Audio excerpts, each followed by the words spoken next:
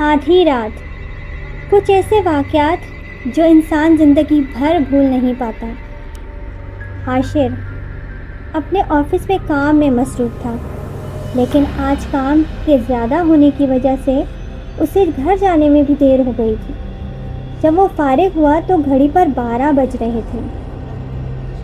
وہ روزانہ کی طرح ڈرائیو کر کے سی سائڈ چلا گیا۔ اسے سمندر کے کنارے بیٹھ کر بہت سکون ملتا تھا۔ وہ دن بھر کی تھکان بھول جایا کرتا تھا، لیکن آج کچھ عجیب تھا۔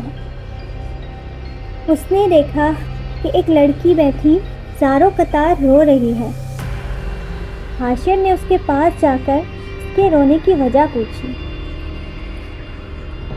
اس نے اپنے دونوں ہاتھوں سے اپنا چہرہ چھپایا ہوا تھا۔ حاشر نے پھر اس سے اس کے گھر کا پتہ پوچھا۔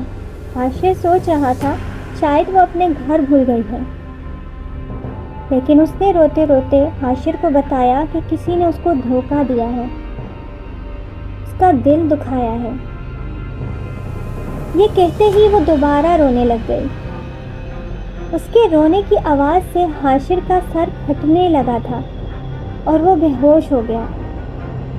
اگلے دن صبح جب اس کی آنکھ کھلی تو اس لڑکی کا کہیں نام و نشان نہیں تھا۔ وہ اپنے روزمرہ کے کاموں میں مصروف ہو گیا۔ آفس سے فارغ ہو کر رات پھر وہ اسی جگہ پہنچا جہاں اسے کل وہ لڑکی ملی تھی۔ اس نے دیکھا وہ لڑکی وہیں بیٹھی ہے اور آج پھر بیٹھی رو رہی ہے۔ حاشر نے اسے بہت سمجھایا، لیکن آج پھر اس کے رونے کی آواز سے حاشر کا سر پھٹنے لگا اور وہ بے ہوش ہو گیا۔ اگلے روز جب حاشر اپنے آفس سے نکل رہا تھا تو اسے نینا ملی اور اس نے اس سے پوچھا کہ وہ کل رات بیچ پر بیٹھا خود سے کیا باتیں کر رہا تھا۔ حاشر نے چونک کر جواب دیا کہ اس کے ساتھ وہاں ایک لڑکی بھی تھی، لیکن نینا نے اس کی بات نہ مانتے ہوئے اسے یقین دلایا کہ وہ رات اکیلا ہی بیٹھا تھا۔ اگلے روز پھر آفس سے نکل کر وہ بیچ پر چلا گیا اور وہاں کے مچھیرے سے اس کی بات ہوئی۔ اس آدمی نے اسے بتایا کہ 18 دن پہلے بھی ایک ایسا ہی پاگل لڑکا جس کو یہاں ایک لڑکی نظر آتی تھی سمندر میں کود کر جان دے دی۔ یہ واقعہ پہلا نہیں ہے، پہلے بھی 2 لڑکے اسی طرح سمندر میں کود کر جان دے چکے ہیں۔ انہیں بھی اسی لڑکی رمشا کی روح نظر آتی تھی۔ رمشا نے خود یہاں 1 سال پہلے سمندر میں چھلانگ لگا کر جان دے دی تھی۔ یہ سنتے ہی حاشر کے پاؤں تلے زمین نکل گئی۔ وہ اس لڑکی کی اصلیت جاننا چاہتا تھا، لیکن اسے کوئی سراغ نہیں مل رہا تھا۔ پھر اچانک اسے وہ نیوز پیپر ملا جس پر رمشا کی موت کی خبر تھی، اور ساتھ ہی یہ لکھا تھا کہ جس کے لیے اس نے جان دی تھی وہ خود ہاسپٹل میں کوما میں پڑا تھا، اور رمشا نے غلط فہمی کی بنیاد پر اپنی جان گنوا دی۔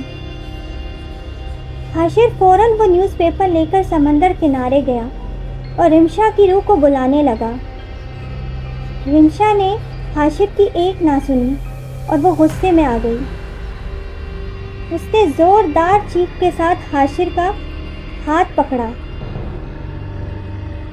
اس کے ساتھ ہی حاشر بے ہوش ہونے لگا، لیکن بے ہوش ہوتے ہوتے حاشر نے اسے بتا دیا کہ وہ لڑکا جس کو وہ دھوکے باز کہہ رہی تھی وہ تو خود اس کی موت کے 4 دن کے بعد مر گیا، کیونکہ کار ایکسیڈنٹ میں اس کو بہت چوٹیں آئی تھیں۔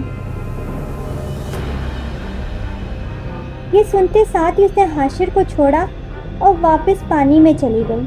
اس دن کے بعد وہ کبھی کسی کو نہیں دکھی۔ حاشر ابھی بھی سمندر کے کنارے اپنے کاموں کی تھکان کو سکون میں بدلنے جاتا ہے، اور آج بھی اسے لگتا ہے کہ رمشا کہیں سے اسے پھر مل جائے گی۔